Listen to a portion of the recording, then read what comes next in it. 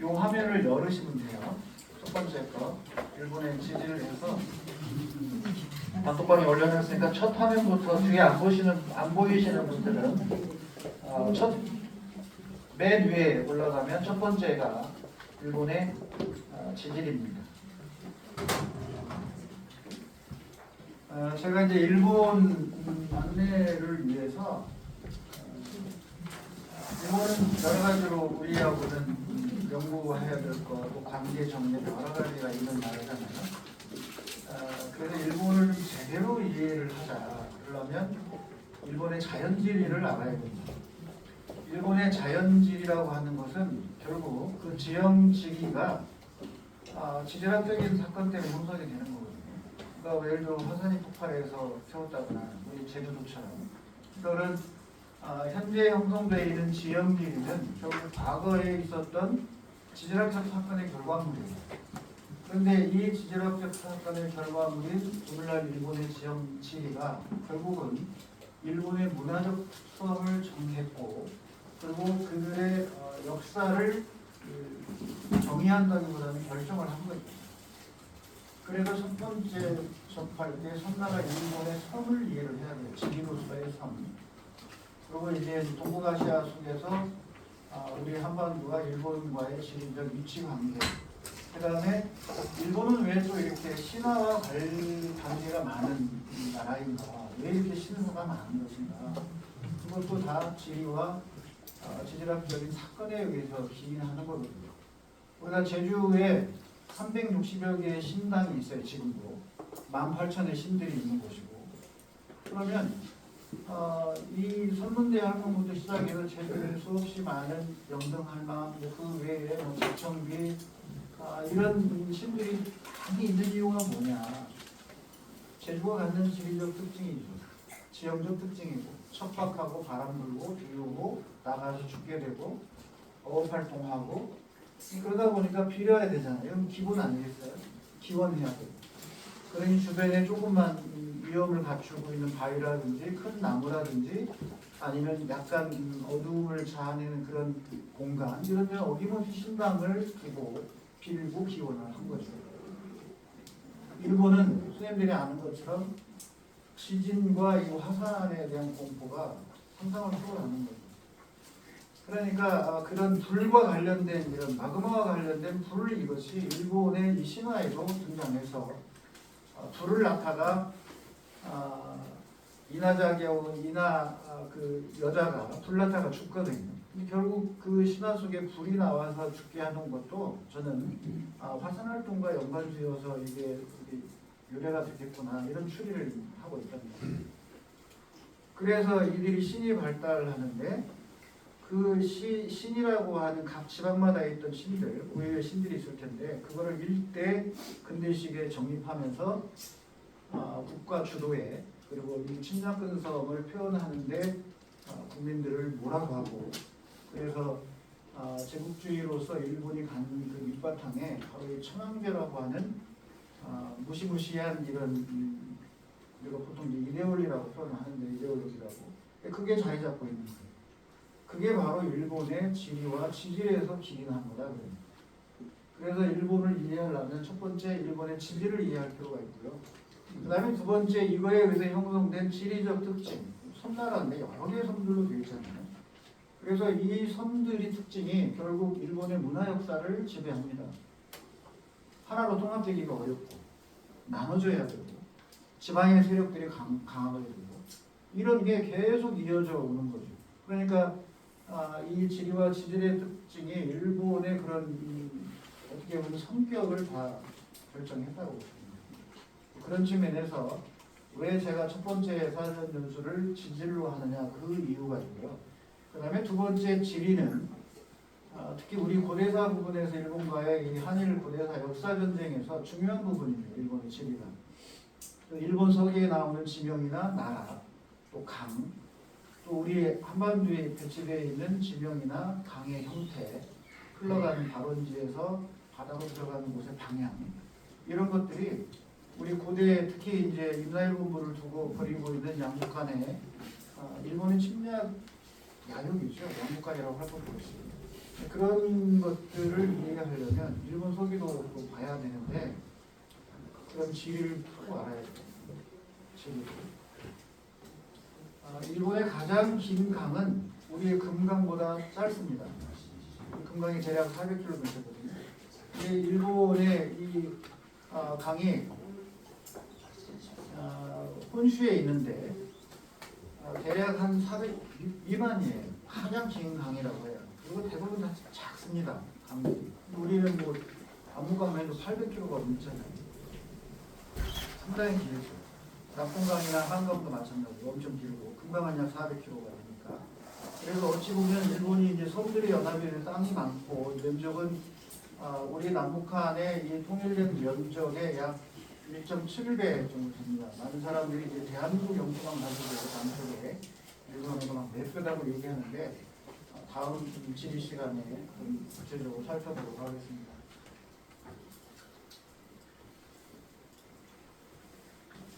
지금 막 오신 우리 김홍면 선생님 환영합니다. 역시 작년에 일본 다녀오십니다.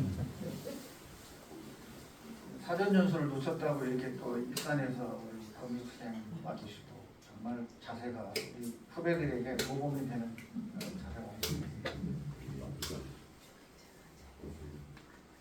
자, 이거는 이제 구글 지도에서 보면은 우리가 알 수 있는 그런 일본의 해저의 모습이에요.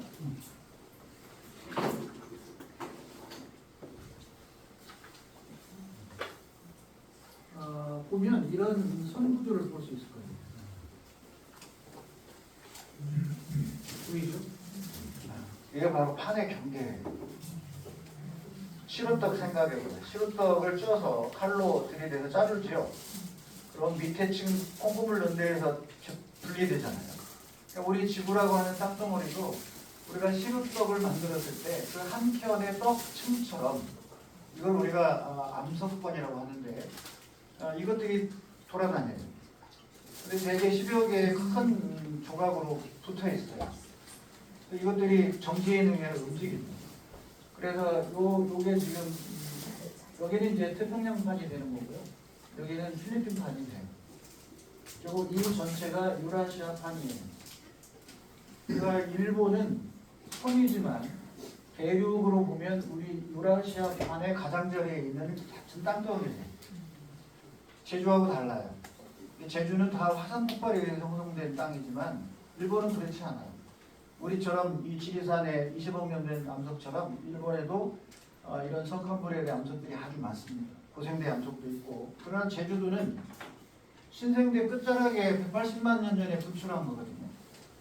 차원이 다르죠. 제주는 그야말로 그냥 화산이에요. 화산에 의해서 형성되거지만 일본이 섬나라 화산 폭발이 많으니까 제주도나 하와이처럼 생각하기 쉬운데 절대 그러지 않습니다. 일본은 우리처럼 육지인 땅이고 거기에 밑에 이제 경계부가 있어서 그 기존에 있는 암석들을 뚫고 올라와서 화산이 폭발하는 거예요. 규슈의 아산이라든지 아니면 일본에서 남서쪽으로 100km 떨어져 있는 후지산이라든지 이런 것들은 기존에 있는 암석층을 뚫고 올라와서 화산체가 된 거지 기존 밑바닥이 화산체인 것은 아니에요.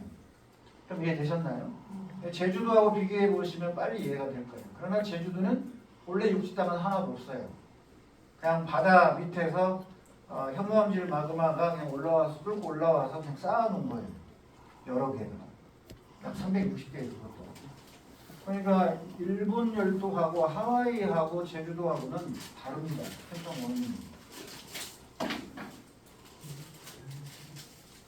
이번에 지난 8월에 규슈 동남부에 시즌에 한번 나왔었는데 그래서 난카이 뭐 이런 말을 많이 들어보셨을 거예요. 남자를 난이라고 하고 해를 카이로 발음해요. 그러니까 남의 해루를 말합니다. 난카이라고 하는 거죠. 그래서 난카이 지진, 도난카이 지진, 도카이 지진 뭐 이런 용어를 쓰는데 그건 동남, 동 또는 남 뭐 이런 얘기예요. 여기가 이지본인이라는 해구예요. 그래서 이 아래에 있는 요 필리핀판하고 너무 빨리 갔어. 이 아래에 있는 필리핀판과 태평양판의 경계가 되고 이 필리핀판은 요 밑으로 파고 들어가고요. 태평양 반도는 이 아래로 파고 들어가요.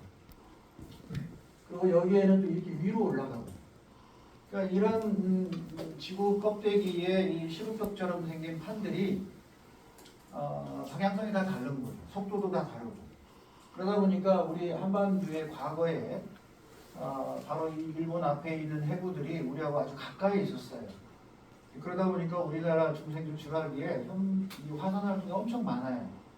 그래서 전북 서해안의 군산, 선유도, 그 다음에 개화도, 그리고 이 또한 내변산의 국립공원 전체가 다 화산체거든요. 나머지 그 외곽은 다 화가망이 전부 다.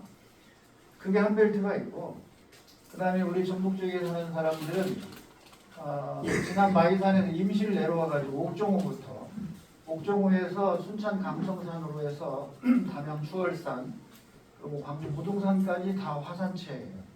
화산 활동에 의해서 생긴 거예요. 그럼 옆에는 다 화강만입니다. 그 다음에 또 한 벨트가 영남 지역에 있어요. 거기가 또 이런 화산암 지대가 있어요. 퇴저강 사이에 뚫고 올라와 있는. 우리나라에 이런 3대 축의 이 벨트상으로 화산 활동에 의해서 생긴 것이 왜 가능했냐. 그때 이 해구가 우리하고 좀 가까이 있었어요. 그러니까 화산 활동이 많았던 거죠. 근데 이게 물러나면서 지금 일본 앞쪽으로 가 있는 거예요. 우리가 거리가 어때요? 이 해구로부터 그 비교적 먼 거리라는 거예요. 그래서 화산 활동에 의한 지진이나 이런 게 덜 피해를 받는 거지 없는 게 아니고. 어딜 것 같아요? 하와이라고. 예, 보이죠? 하와이. 예, 이렇게 선이 그어지죠. 이 하와이 밑에 열점이라는 게 있어요. 그 열점은 바뀌지 않아 위치가. 밑에 멘틀 내부에 있는데. 그럼 여기에서는 계속 마그마를 올려 보내요 위로. 한 곳에서 이렇게 올라오는 거고 원 소스는. 그런데 위에 떠 있는 시루떡이 이동해. 그러니까 이 시루떡이 이동해 가니까 여기서 계속 올라오면 다음에 쌓아놓고 얘가 가는 거죠. 그럼 시루떡 또 올라오면 얘가 간 뒤에 또 쌓아놔요. 그러니까 계속 이 하와이는 지금 이쪽으로 가고 있는 거예요. 근데 초창기는 방향이 여기에요. 요거를 싹 제거해 보세요. 여기를. 그리고 얘를 여기다 갖다 놔보세요. 그러면 요것이 여기 있을 때는 일로 간 거예요. 판이. 이동이. 그러다 이 시기를 경계로 이 지각판이 방향을 틀었어요. 요 방향이 아니라 이 북서 방향으로 틀은 거예요.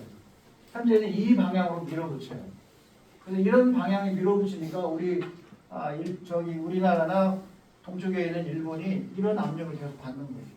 스트레스를 계속 받는다. 그래서 하와이는 계속 늘어나요.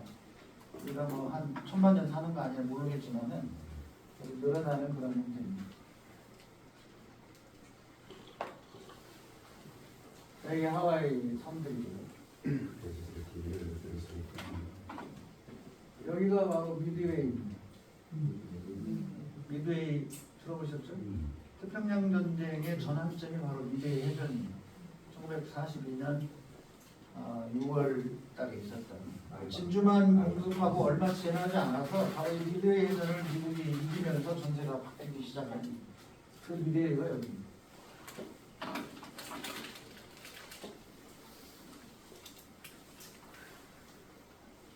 오른쪽 거 잘 안 보이는데 화면 한번 볼까요? 컴퓨터가 안 보이는데는 거기에서 오른쪽 거를 보시면 일본의 땅이 우리하고 같이 붙어 있다가 언제 떨어져 나갔냐? 대략 2,500만 년 전에 떨어져 나갔어요. 그러니까 우리 동해를 생각해 보세요. 동해가 우리 이 동해 쪽하고 일본하고 떨어져 바다가 됐잖아요. 본래는 일본이 떨어진 게 아니라 동해가 없어요. 유라시아에 붙어 있었단 말이죠. 근데 지금 떨어져 나간 일본의 안쪽에 이 열국대가 형성이 되면서 밀려났어요. 이렇게. 밀려나면서 바다가 열려서 들어온 거예요. 그 출발이 대략 2300에서 2500만 년 전부터 해서 약 1500만 년 전에 지금처럼 떨어져서 나가서 독립이 된 거예요. 그러니까 일본 땅이 대륙 땅이었다는 걸 이해하실 거예요. 거기에다가 이제 판들이 이동해 오면서 갖다 더 얹혀놓고 또 화산을 추가했고 이렇게 반복됐다고 합니다.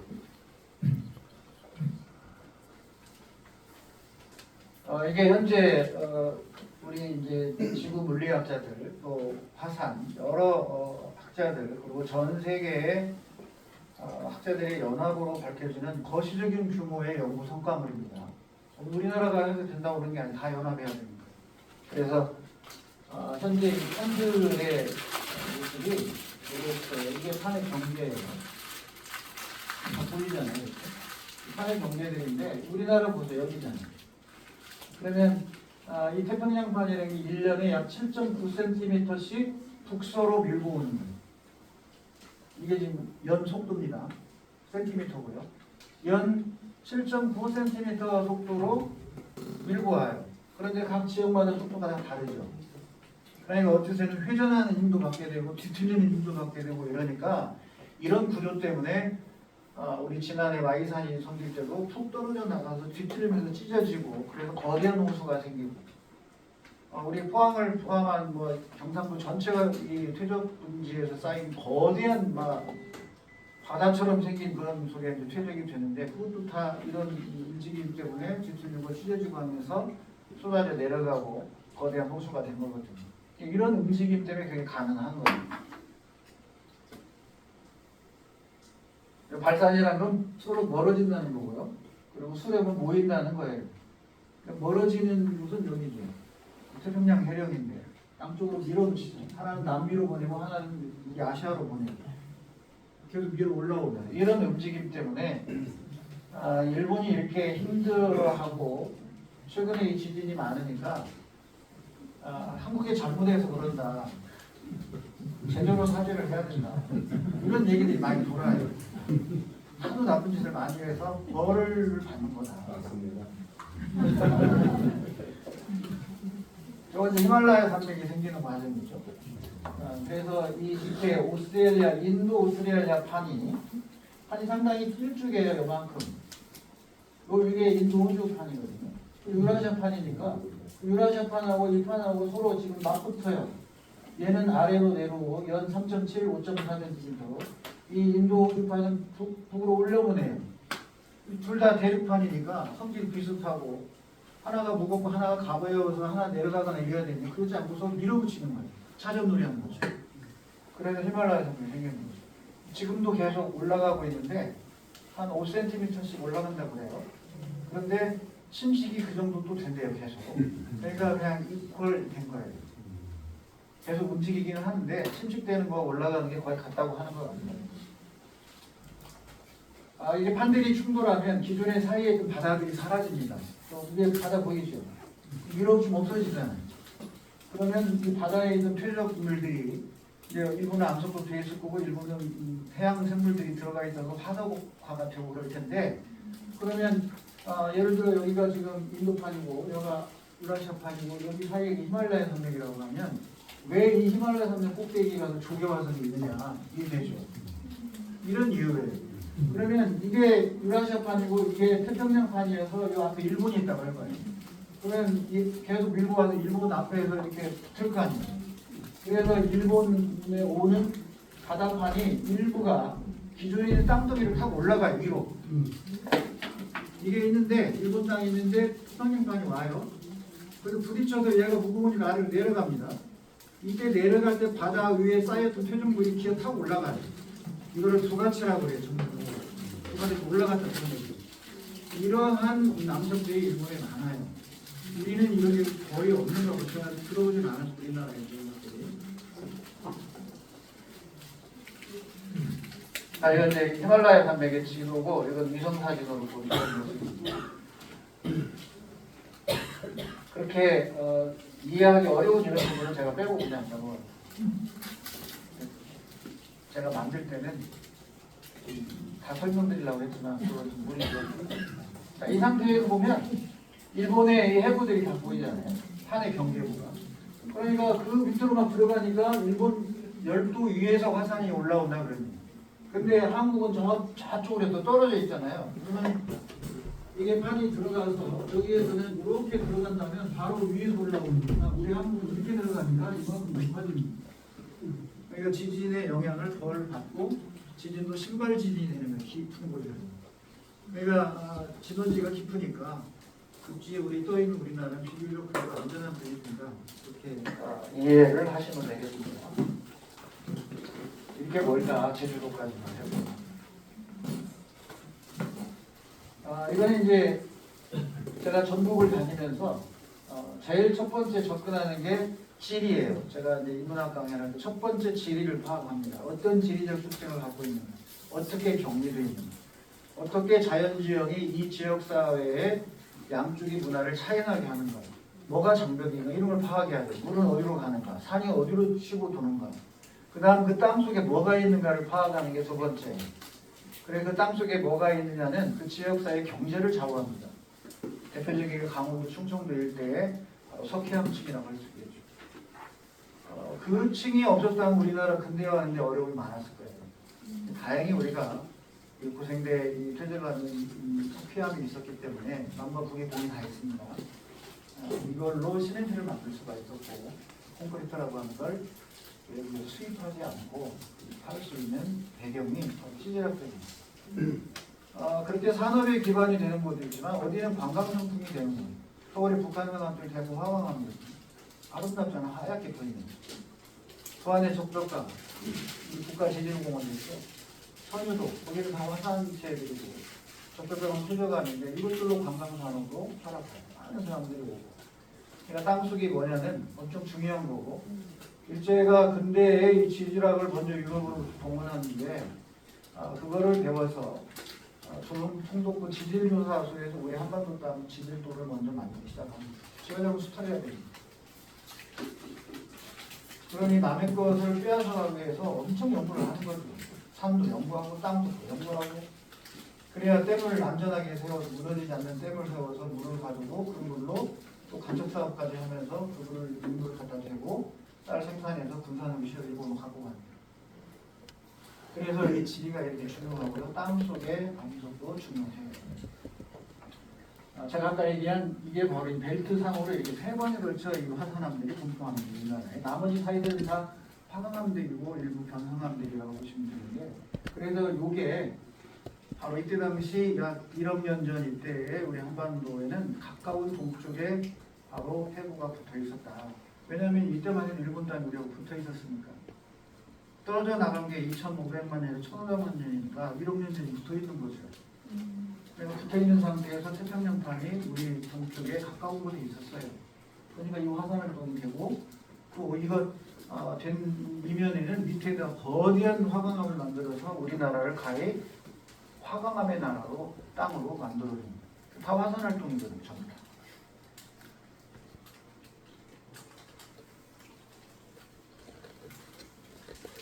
맨 오른쪽은 하와이 섬의 생성 과정이고요. 가운데는 우리 제주도의 형성 과정입니다. 일본은 이거하고 관계가 없다 그럽니다. 그러니까 제주도는 가운데 이 코에서 올라와가지고 저 뜨거운 핫스팟이라는 데서 분출해서 현무암을 깔아놓고 또 거기에 또 폭발해서 움직이지 않는 상태에서 제주도가 생겼다는 위치고 오른쪽 뭐 약간 본 하와이 열도죠.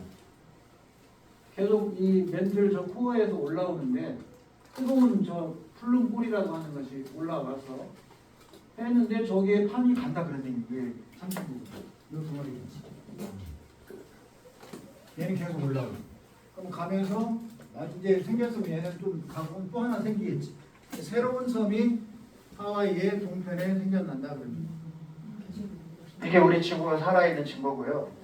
이렇게 돼야 우리 지구가 생명체가 살아요. 화산 폭발하지 않았으면 지구는 생명체가 없습니다. 왜냐?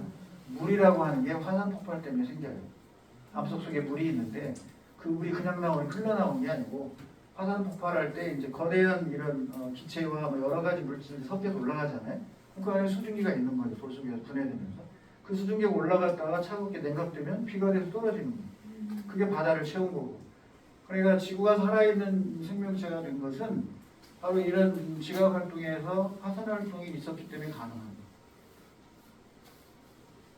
양면성이 있다 그런 얘기입니다.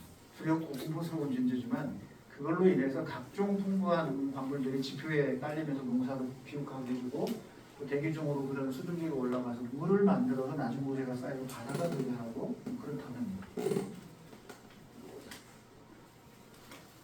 이 제주도 지질도입니다. 제주도에는 다 화산암이에요. 그러니까 육지처럼 우리 뭐 화강암이고 이런 게 아니에요. 우리 남은 화강암이라고 전체 중생대 주락이 1억 8천만 년 전에 생긴 다 화강암입니다. 남은 땅은. 교룡산만 위에 일부 성노가 있긴 한데 그 외에는 다 화강암. 제주도는 화강암은 지가 밑에 있지 지표에 올라온 건 하나도 없습니다. 단지 이제 이 산지천 일대에 있는 사라봉 일대, 별도봉 일대에 그 화산 폭발에서 쌓인 화산재 속에 화강암이 끼어 있어요. 주먹댕이처럼. 밑에 하부에 있는 화강암을 폭발하면서 뜯어가고 올라온 거예요. 그 거기에다가 이렇게 얹혀놓은 게 있어요. 그래서 하부가 제주도도 화강암이 있다고 하는 걸 밝혀낸 겁니다.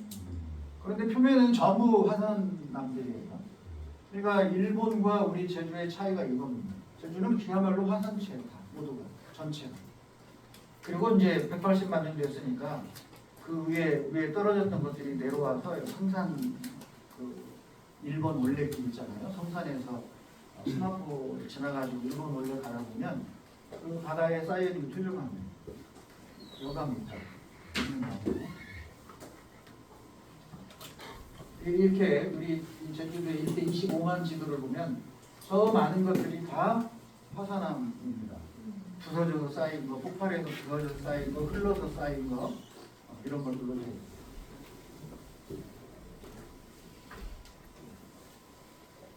우리가 가고 있는 곳이 어디예요? 이렇게 일본을 구역으로 나눌 때 간사이 관서지방입니다. 관서지방. 간토는 어디예요? 동경이 있는데. 그 다음에 도호쿠는 동북지방인 거예요. 우리가. 네, 금방 아오모리 얘기했는데 바로 여기가 아오모리 현인데 여기에 아오모리에 오이타 항이라는 데서 1945년 8월 24일 부산으로 가던 배가 이 안에 국도에 마이주에 가서 침시켜서 다 수장시켰어요. 전부는 아니지만 이곳으로 우리가 갑니다. 마이주에 우리 조선인들이 수장당한 그곳에 비에 가서 참배를 하고 그랬군요.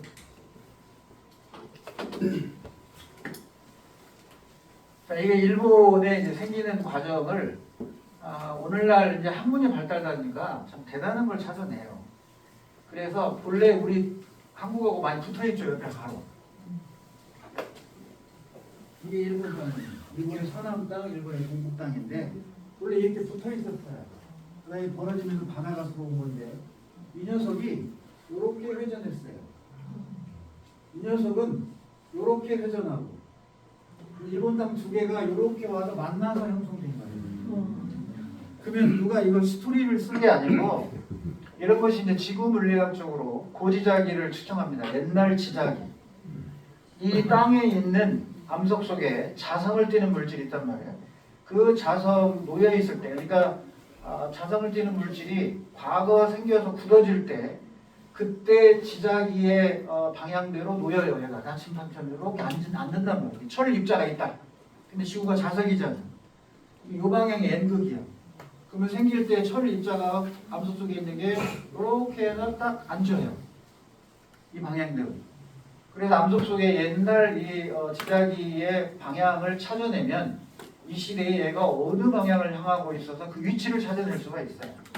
이런 걸 지구 물리학이라고 하는데, 그래서 이 녀석을 조사해 보니까 이렇게 돌았다는 걸 알고 이 방향을 중심축으로 두 개가 회전했다는 걸 찾아냈어요. 오늘날 한번 얘기 발달했습니다. 그래서 두 개가 붙었다. 그러니까 바다가 열린 거죠. 하나는 시계 방향으로 돌고 하나는 반시계 방향으로 두 덩어리가 밑에 와서 이렇게 부메랑처럼 만나가지고 형태가 이루어졌다고 하는 겁니다. 이 대략 시기가 약 1500만 년 전으로 보고 있습니다. 그러니까 우리 한반도에 화산 활동이 많은 1억 년 전 중생대 백악기 때는 일본 땅이 거기 붙어있다는 게 맞는 거고요. 1500만 년 전에 와서 떨어져 나가서 바다가 들어와요. 그러니까 동해 형성도 그 시기를 보면 됩니다. 일본의 제주도예요.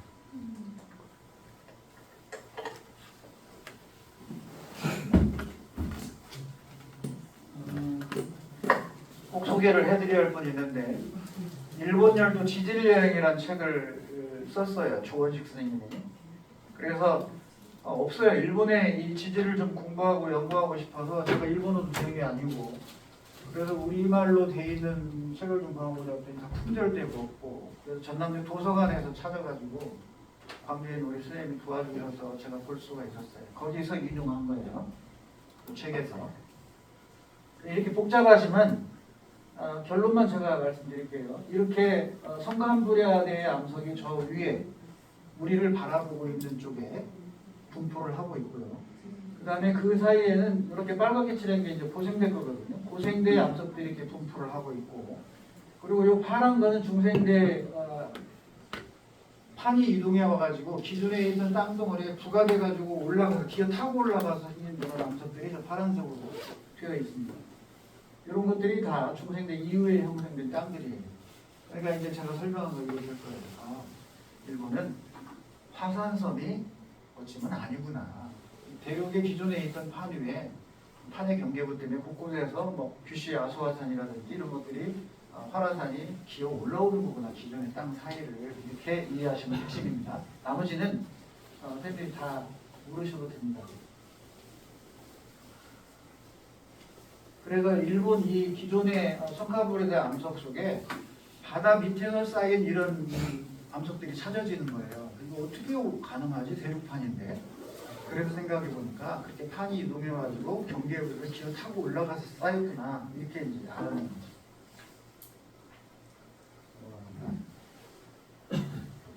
일본이 이나작이라고 하는 신이 있어요. 남신입니다. 그 이나자기라고 하는 신이 있는데 그 신 이나자기는 과거에 일본에서 우리나라로 오는 판의 이름이었어요. 이나자기 판이. 그 판은 지금 내부로 들어가서 사라졌습니다. 없어졌어요. 이나자기 판은. 오랜 옛날에 생겼다가. 그래서 일본은 이 신화에 나오는 이 이나자기 그 신화의 주인공 남자를 바로 이 지질학적인 판의 이름에다 갖다 붙였어요. 이제 이런 하나하나 단서들이 일본의 이 신화와 천황대 이데올리가 어떻게 연결되는지를 이제 단서를 제가 하나씩 지금 제공해 드리는 거예요. 그래서 여기 보면 여기 이나자기 플레이트는 판이라는 뜻입니다. 이나자기가 바로 일본 신화에 등장하는 아주 중요한 인물이에요.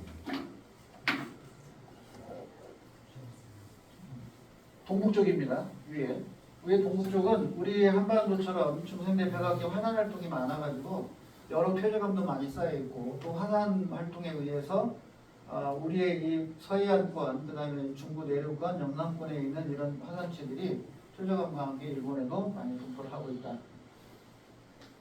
요 삼중점이라고 하는 것은 일본 땅의 판들이 세 개가 같이 만나는 곳이에요. 저기에 뭐가 있냐? 후지산이 있어요. 그래서 후지산을 언제 폭발해도 지나침이 없다고 하는 이유가 세 판의 경계부가 바로 후지산 쪽이에요. 그러니 세 판이면 얼마나 뒤틀리겠어요. 하나는 이리 밀고 하나는 저리 밀고.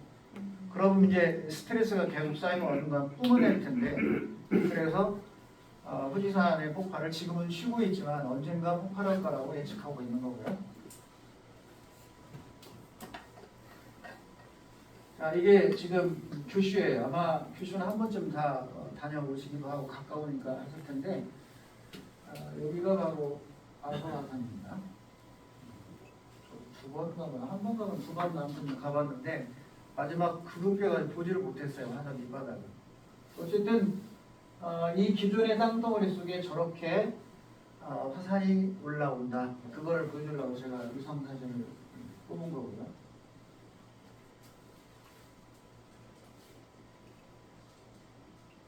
자, 이제 퀴즈를 내도록 하겠습니다. 네, 요거에 손을 들고 대답을 해주시기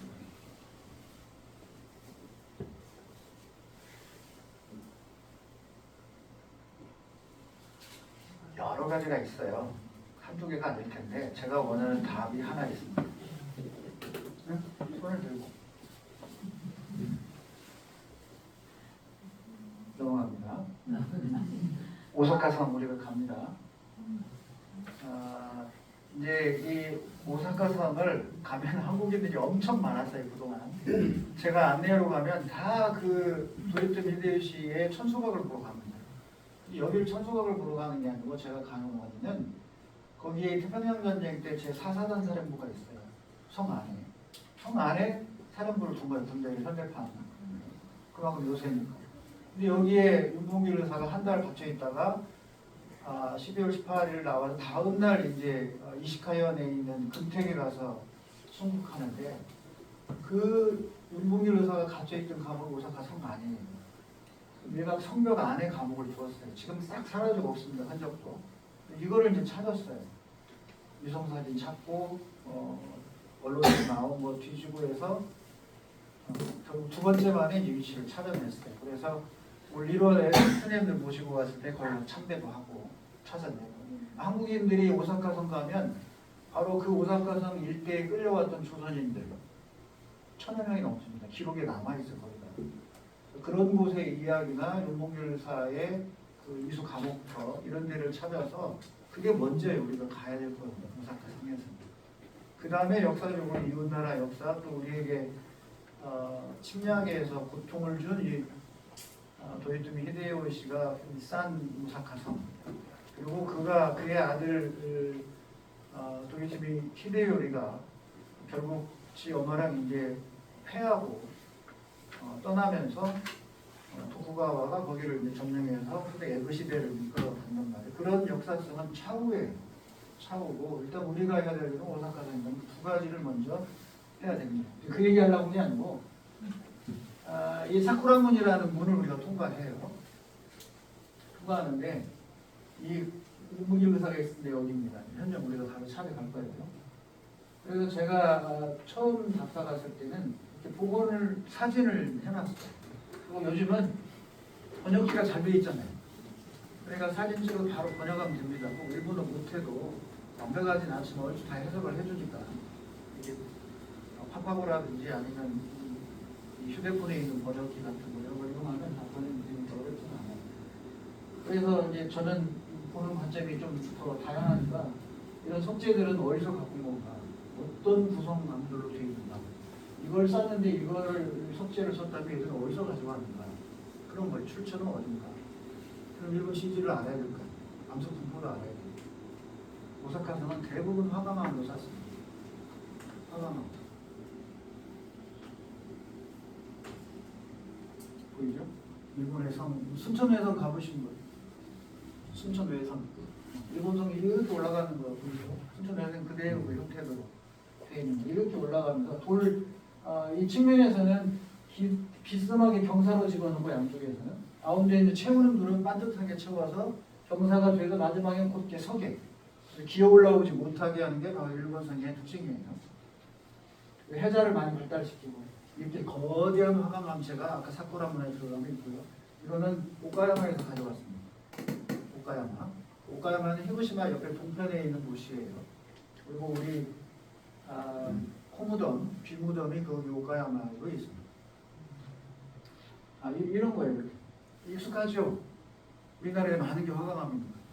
이게 일본에 있는 화강암. 그래서 성 안에 자료에서 찾아보니까 그 성도를 여러 돌을 썼는데 대부분 다 어디에서 가져온 거냐면 여기 오카야마, 가가와는 시코쿠에 있는 북쪽이에요. 시코쿠, 일본의 이 밑에 규슈 오른쪽에 시코쿠가 있죠. 조그마한 게 하나. 그리고 그 위에 혼슈가 연결이 되는데 그 시코쿠의 북편이 바로 가가와현이거든요. 가가와현하고 그 위에 북편에 있는 바다 세토네이라고 하죠. 세토네라고 하는 그 위에 오카야마인데 거기서 다 가져와요. 오사카성의 석재를. 이 거대한 석재를 어떻게 이용이 있을까라는 의문점이 생길 정도로 어마어마합니다.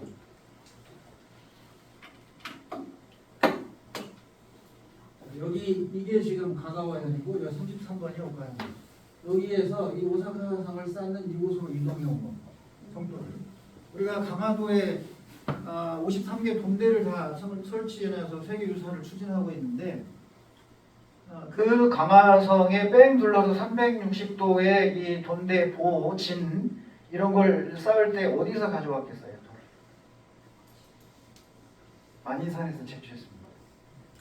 만인산의 화강석을 채취해서 어떻게 이동했냐? 밀물대를 이용해서 바다로 바다 뺑 둘러 있잖아요. 그래서 그 밀물에 배를 실어서 옮겨갔다고 기록을 해놔요. 그래서 하루에 2번밖에 옮기지 못해서 일이 늦어졌다. 그냥 물대가 밀물대만 해야 타고 올라가면서 하니까 물 빠져가지고 못 가잖아요. 배가.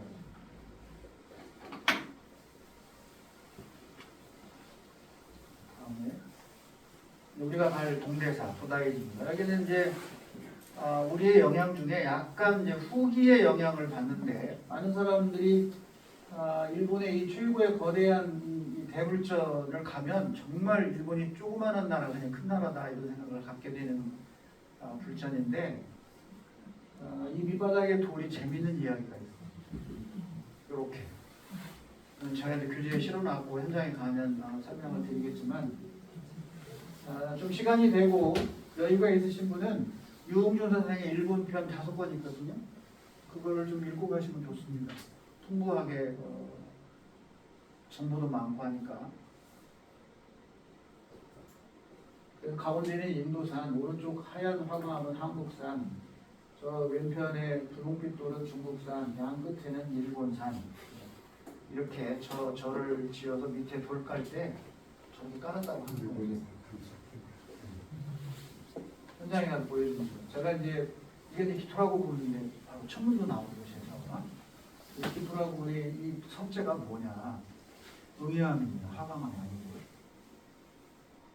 그래서 이 석재는 바로 이 아스카의 북서쪽에 있는 니상산이라고 하는 산에서 채취했다고 하는 기록으로 되어 있어요. 이건 다카마 스치카 부분입니다. 사신도가 들어있고 그 다음에 천정에는 28수도 우리 첨정역 저분 보세요. 단편에 거기에 별자리 뒤에 빨갛게 된 28개 별자리가 있습니다. 빨간 두 선 사이로 최선경 선생님 거기 왼쪽 한번 가르쳐 보세요. 빨간 줄 두 줄 빨간 줄 있죠. 그 두 줄 사이로 빨간 별자리들이 있죠. 그것들이 28개예요. 그게 28수입니다. 그 28수가 여기에 있어요. 현장에 가서 봐야 돼요. 이런 거를 사진에 좀 알고 가야 보는 눈도 생기고 그렇답니다.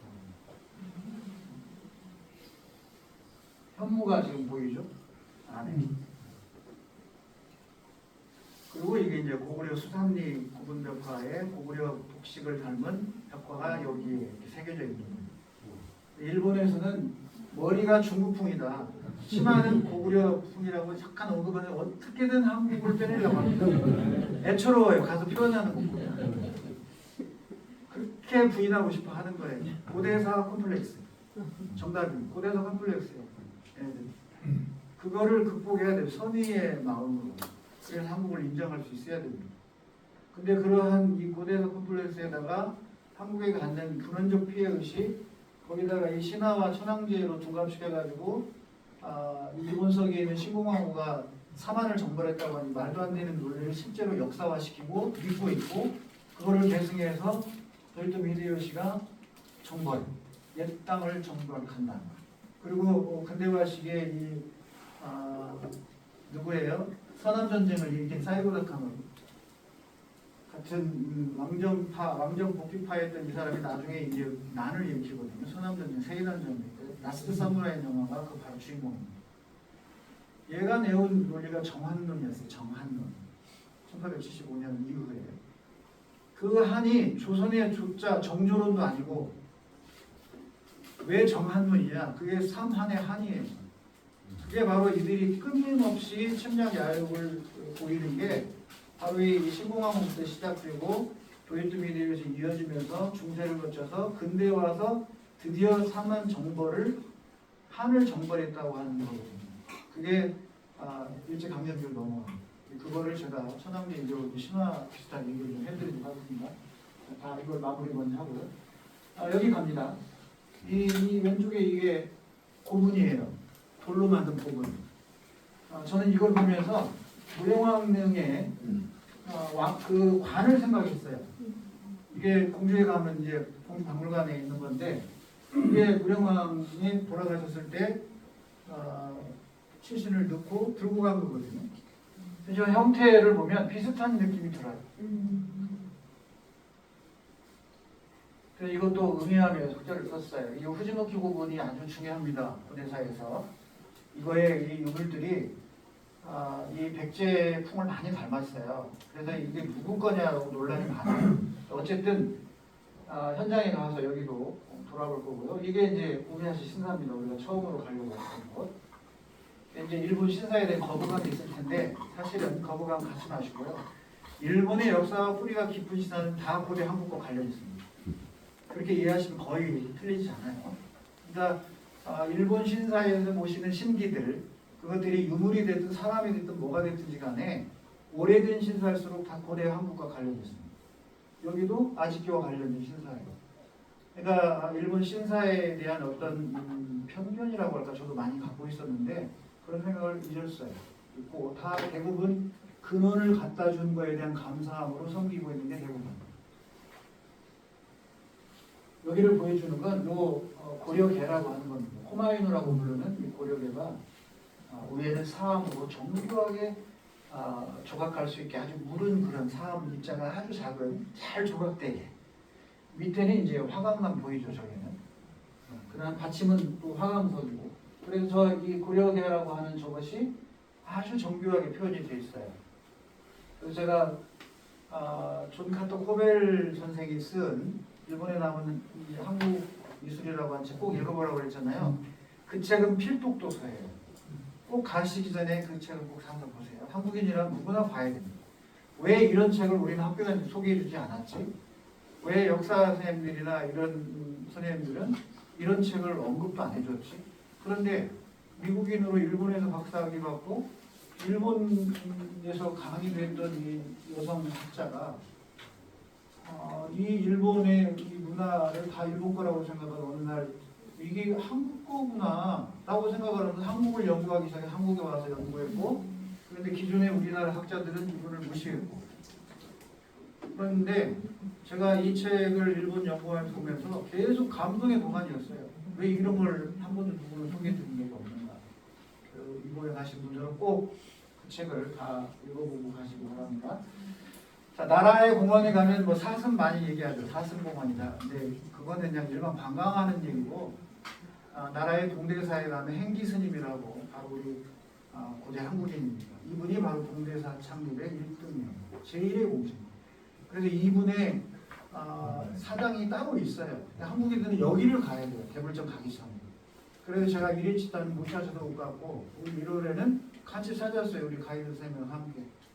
그래서 우리 행기당 가서 목례하고 내려오다가 이 향나무 밑에 이 돌을 주목했어요. 자갈을. 그냥 일본 나무 밑에 있는 그냥 우리 산도 이렇잖아요. 그런데 자갈이 둥글둥글한 거예요. 각진이 아닙니다. 그럼 이제 저의 필이 오죠.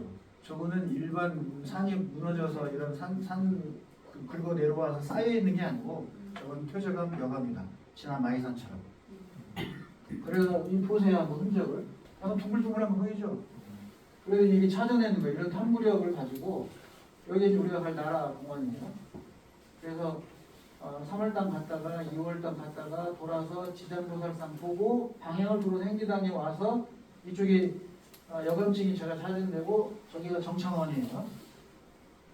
고대 우리 한반도에서 만난 여러 글자나 이런 흔적들이 많이 남아있고 이들은 신라에서 싸갖고 온 종이의 서류를 그대로 귀하니까 보관해 보셨단 말이에요.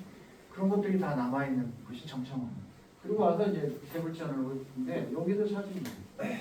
그래서 이쪽에는 응애함을 채취한 산이고 이쪽에는 제가 찾은 여감이 있는 산이다. 그래서 확대해 보니까 이제 확실히 둥글둥글하죠. 이건 그냥 토사가 쌓여 있는 게 아니라 바로 여감이에요. 이렇게 가다가 내려앉은 모습까지 다 보입니다. 흘러가다가. 그래서 이렇게 이제 눈을 뜨고 다니다가 찾아와서 결국 이 지도에 보면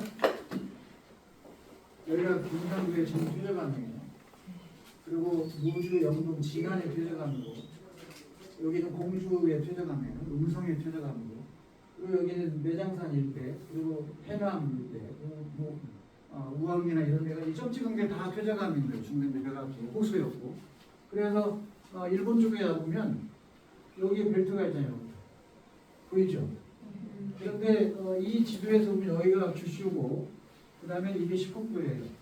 여기가 시코쿠섬에 이게 혼슈고 그러면 이게 이제 오사카고 비행장이 바다에 있어요. 그러면 이 벨트상으로 이 나라까지 이게 올라오죠. 그래서 요 끝자리가 바로 제가 찾은 영암층이에요. 전부 다 한 게 아니고 이렇게 이제 찾아보다가 이렇게 연결을 지어서 저기가 퇴적감이 있는 게 맞구나 확인하는 거죠. 일본의 지장보살인데 턱받이를 다 하고 있습니다. 빨간 턱받이. 이게 지장보살하고 많이 다르고요.